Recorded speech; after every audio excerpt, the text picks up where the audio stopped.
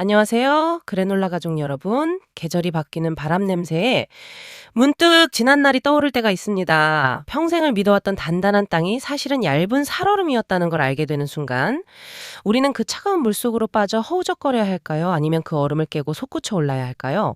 오늘은 인생의 가장 추운 겨울 한복판에서 비로소 따뜻한 봄을 스스로 만들어낸 한 여성의 이야기를 들려드리려 합니다. 차 한 잔 곁에 두시고 그녀의 마음속으로 천천히 걸어 들어가 보시죠. 그날 아침은 유난히 안개가 짙었습니다. 창밖으로 보이는 세상이 온통 회색빛으로 물들어 있었죠. 남편은 평소보다 일찍 일어나 거울 앞에서 넥타이를 매만지고 있었습니다. 제주도로 2박 3일 워크숍을 간다고 했습니다. 회사 임원 승진을 앞두고 중요한 미팅이 잡혔다며 들뜬 목소리로 말하던 그의 뒷모습이 왠지 모르게 낯설게 느껴졌습니다. 30년을 함께 산 부부에게만 느껴지는 서늘한 직감이었을까요? 여보, 짐은 다 챙겼어요. 공항까지 태워다 줄까요? 제 물음에 남편은 황급히 손사래를 쳤습니다. 아니야, 김 기사가 오기로 했어. 당신은 그냥 쉬어. 서둘러 현관을 나서는 남편의 구두 소리가 유난히 가볍게 들렸습니다. 닫힌 문을 바라보다가 저는 홀린 듯 베란다로 나갔습니다. 아파트 입구에 익숙한 검은색 세단이 서 있었고 남편은 그 차에 올라탔습니다. 그런데 차가 출발하려는 찰나 조수석에서 누군가의 하얀 손이 나와 남편의 머리카락을 쓸어 넘기는 게 보였습니다. 심장이 발밑으로 쿵 하고 떨어지는 기분.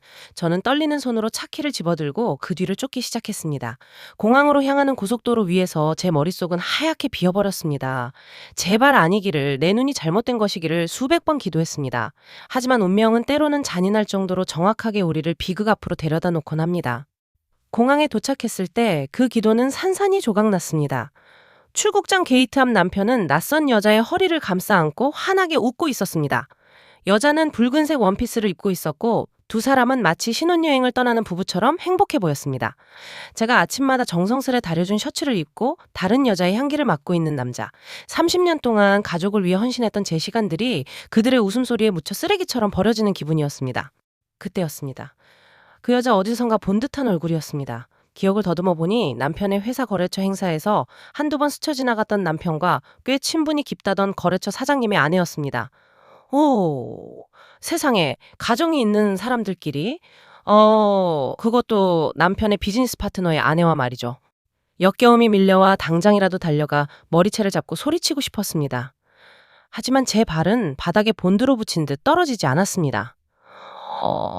여기서 소란을 피워봤자 망가지는 건 제 품위뿐이라는 생각이 스쳤습니다. 그들이 게이트 안으로 사라질 때까지 저는 숨조차 제대로 쉬지 못하고 그 자리에 못 박혀 있었습니다. 집으로 돌아오는 길 눈물은 나오지 않았습니다. 대신 차가운 분노가 가슴을 채웠습니다. 어떻게 해야 할까? 이대로 모른 척하고 살아야 하나 아니면 이혼 서류를 던져야 하나. 하지만 그렇게 끝내기엔 제 억울함이 너무 컸습니다. 밥 한 끼 제대로 챙겨 먹지 못하며 알뜰살뜰 모아온 재산, 그리고 내 청춘, 이 모든 것을 배신자들에게 순순히 넘겨줄 수는 없었습니다. 그날 밤 저는 뜬 눈으로 밤을 지새우며 한 가지 결심을 했습니다. 내가 받은 이 고통 고스란히 돌려주리라. 아니, 그보다 더 처참하게 무너뜨려 주리라. 다음 날 저는 수소문 끝에 그 여자의 남편이 운영하는 회사를 찾아갔습니다. 그는 업계에서 꽤 유명한 자산가이자 냉철한 CEO로 알려진 사람이었습니다. 비서실을 통해 어렵게 약속을 잡고 사장실 문을 열었을 때 그는 서류 더미에 파묻혀 있었습니다. 약속 없이 찾아와 죄송합니다. 하지만 사장님께서 꼭 아셔야 할 일이 있어서 왔습니다. 제 말에 그는 안경 너머로 의아한 눈빛을 보냈습니다. 저는 휴대폰을 꺼내 공항에서 몰래 찍었던 사진을 그에게 내밀었습니다. 사진 속에는 그의 아내와 제 남편이 서로를 바라보며 꿀 떨어지는 눈빛을 보내고 있는 모습이 담겨 있었습니다. 사진을 본 그의 표정이 순식간에 굳어졌습니다. 하지만 그는 소리를 지르거나 화를 내지 않았습니다. 대신 깊은 한숨을 내쉬며 안경을 벗어 책상 위에 올려두더군요. 사실 짐작은 하고 있었습니다. 아내가 요즘 들어 부쩍 외출이 잦고 씀씀이가 커졌거든요. 하지만 상대가 제 거래처 임원일 줄은 몰랐군요. 그의 목소리는 침착했지만 책상을 짚고 있는 손끝은 하얗게 질려 있었습니다. 그 떨림에서 깊은 절망과 배신감이 고스란히 전해져 왔습니다. 동병상련의 아픔이 느껴졌습니다. 우리는 피해자이자 동시에 가장 잔인한 복수를 할 수 있는 파트너였습니다. 사장님, 저는 돈이나 위자료 같은 건 필요 없습니다. 제가 원하는 건 저 두 사람이 가장 행복하다고 믿는 순간에 가장 비참하게 바닥으로 떨어지는 것입니다. 도와주시겠습니까? 제 제안에 그는 잠시 침묵하더니 이내 서늘한 미소를 지으며 고개를 끄덕였습니다. 좋습니다. 저도 비즈니스에서는 배신을 가장 싫어합니다. 확실하게 정리해드리죠. 전문가답게 말입니다. 그날부터 우리는 치밀한 계획을 세웠습니다. 그들이 제주도에서 돌아오는 날에 맞춰 우리는 양가 부모님과 친척들을 모두 제주도로 초대하기로 했습니다. 명분은 완벽했습니다. 제 남편의 임원 승진 축하 파티와 그쪽 사모님의 생일 파티를 겸한 서프라이즈 가족 모임이었죠. 남편에게는 회사에서 VIP들을 위한 특별 만찬을 준비했으니 워크숍이 끝나는 대로 지정된 식당으로 오라고 연락을 해두었습니다. 물론 그 자리에 누가 와 있을지는 꿈에도 모른 채 말이죠. 비행기 티켓부터 숙소 예약까지 모든 것은 그분의 도움으로 일사천리로 진행되었습니다. D-Day. 제주도의 한 고급 한정식 식당. 바다가 내려다 보이는 통유리 룸에는 제 시부모님과 친정 식구들, 그리고 그 여자의 시댁 식구들까지 총 20여 명이 모였습니다. 어르신들은 사위가 승진했다며 며느리가 생일을 맞았다며 들뜬 표정으로 칭찬을 아끼지 않았습니다. 아이고, 우리 사위가 드디어 별을 다는구만. 자네 덕분에 우리가 이런 호강을 다 누려. 우리 며느리도 참 복이 많지. 남편 잘 만나서 이렇게 귀부인 대접받고. 아무것도 모르는 어르신들의 덕담이 오갈 때마다 제 가슴은 서늘해졌습니다. 한편으로는 죄송스러웠지만 썩은 살을 도려내기 위해서는 어쩔 수 없는 과정이라 마음을 다잡았습니다. 그리고 약속된 시간이 되었습니다. 식당 문이 열리고 남편과 그 여자가 팔짱을 낀 채 들어왔습니다. 두 사람은 서로에게 기대어 깔깔거리며 웃고 있었죠.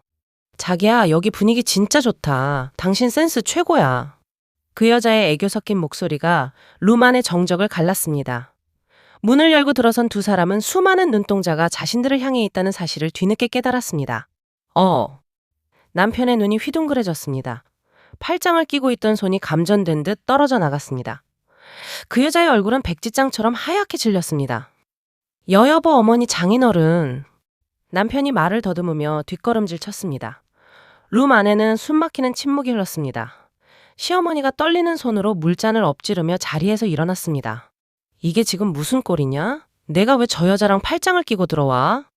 저는 천천히 자리에서 일어나 그들 앞으로 걸어갔습니다. 제 옆에는 그 여자의 남편인 강 사장님이 굳건한 표정으로 서 있었습니다.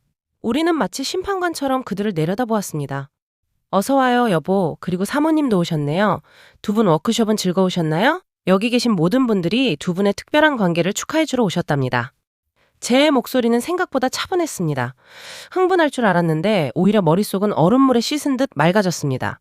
남편은 털썩 무릎을 꿇었습니다. 아니야 여보. 이건 오해야. 거래처 사모님 모시고 오다가. 오해 거래처 사모님 허리를 감싸고 입을 맞추는 게 요즘 비즈니스 매너인가 보죠.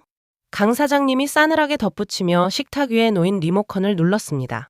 대형 스크린에는 공항에서부터 제주도 곳곳에서 두 사람이 다정하게 찍힌 사진과 영상들이 슬라이드 쇼처럼 흘러나왔습니다. 호텔 로비, 해변가, 카페. 변명의 여지가 없는 증거들이었습니다. 화면 속 그들은 참으로 행복해 보였지만 지금 현실의 그들은 세상에서 가장 비루한 모습이었습니다. 으악, 저게 뭐야? 그 여자의 시어머니가 비명을 지르며 며느리의 뺨을 후려쳤습니다. 식당은 순식간에 아수라장이 되었습니다. 제 시아버지는 뒷목을 잡고 쓰러지실 뻔했고 남편은 바닥에 머리를 박고 빌기 시작했습니다. 그 여자는 구석에 웅크려 울기만 했습니다. 그 지옥 같은 풍경을 바라보며 저는 묘한 해방감을 느꼈습니다. 30년의 세월이 무너지는 소리가 들렸지만 동시에 제 안에 억눌려 있던 무언가도 함께 깨져나가는 기분이었습니다. 나는 그동안 무엇을 지키려 아등바등 살았던 걸까요? 저렇게 한순간에 부서질 모래성을 지키느라 나 자신을 너무나 홀대해왔던 것은 아닐까요? 이혼 서류는 댁으로 보냈습니다. 위자료 청구 소송도 함께요. 내 재산, 내 청춘 하나도 남김없이 다 계산해서 받아낼 겁니다. 당신이 그토록 아끼던 사회적 체면 회사 내 위치, 그리고 가족들의 신뢰 다 잃는 게 어떤 기분인지 뼈저리게 느껴보세요. 저는 뒤도 돌아보지 않고 식당을 나왔습니다. 강 사장님도 그 여자를 향해 차가운 한마디를 남기고 제 뒤를 따랐습니다. 내 집에서 나가 내 아이들 볼 생각은 꿈도 꾸지 말고. 식당 밖으로 나오자 제주의 푸른 바다가 눈앞에 펼쳐져 있었습니다. 가슴이 뻥 뚫리는 듯한 시원한 바람이 불어왔습니다. 다리가 풀려 주저앉으려는 저를 강 사장님이 부축해 주었습니다. 괜찮으십니까? 네, 이제야 숨이 좀 쉬어지는 것 같아요. 우리는 한동안 말없이 바다를 바라보았습니다. 파도 소리가 우리의 거칠어진 숨소리를 덮어주었습니다. 같은 상처를 가진 사람끼리만 공유할 수 있는 위로가 공기 중에 떠다녔습니다. 그 후 남편과 그 여자는 처참하게 무너졌습니다. 회사에는 불륜 사실이 소문나 남편은 임원 승진은커녕 권고사직을 당했고 그 여자 역시 이혼당하고 빈털터리가 되어 쫓겨났습니다. 들리는 소문으로는 두 사람이 서로를 원망하며 매일 싸우고 있다고 하더군요. 사랑이라 믿었던 불장난은 현실의 고통 앞에서 재가 되어버린 것입니다. 불륜으로 맺어진 관계는 신뢰라는 뿌리가 없기에 작은 바람에도 쉽게 뽑혀나가는 법이지요. 저는 이혼 후 오랫동안 잊고 살았던 제 꿈을 다시 꺼냈습니다.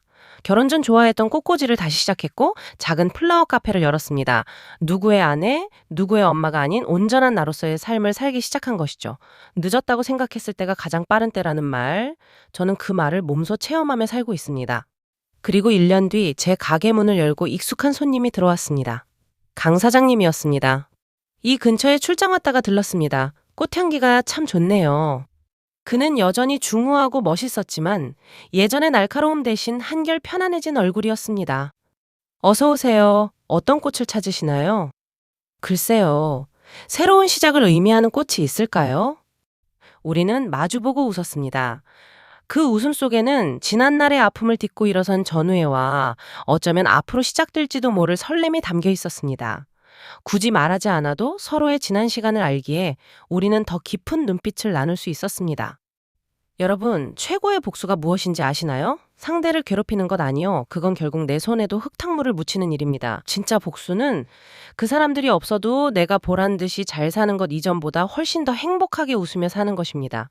내가 불행하게 바랐던 사람들에게 나의 행복한 모습을 보여주는 것만큼 통쾌한 일은 없으니까요. 저는 지금 그 어느 때보다 행복합니다. 나를 갉아먹던 썩은 인연을 도려내고 그 자리에 건강하고 향기로운 새살을 채웠으니까요. 혹시 지금 배신감에 잠 못 이루고 계신 분이 있다면 부디 너무 오래 슬퍼하지 마세요. 당신은 그 상처보다 훨씬 더 귀한 사람입니다. 썩은 가지를 쳐내야 더 크고 아름다운 꽃을 피울 수 있는 법이니까요. 겨울이 아무리 길어도 봄은 반드시 옵니다. 오늘의 이야기 어떠셨나요? 누군가의 끝은 누군가의 시작이기도 합니다. 여러분의 삶에도 시린 겨울이 지나고 따뜻한 봄이 오기를 진심으로 응원합니다.